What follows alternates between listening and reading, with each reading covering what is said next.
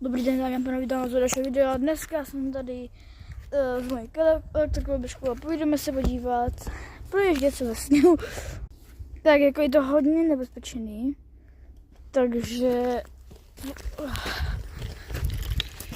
neberte si nic z tohoto videa. Jdu maximálně 30. A nebudu to... Ale já to radši vezmu po chodníku, tady není na sněhu. Je to fakt nebezpečný, dámy a pánové. Neskoušejte to, fakt je to moc nebezpečný. Jak můžete vidět, prostě jedu.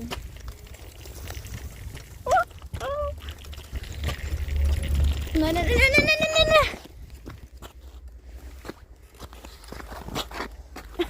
No dobrý, to myslím, že všechno zatím čau.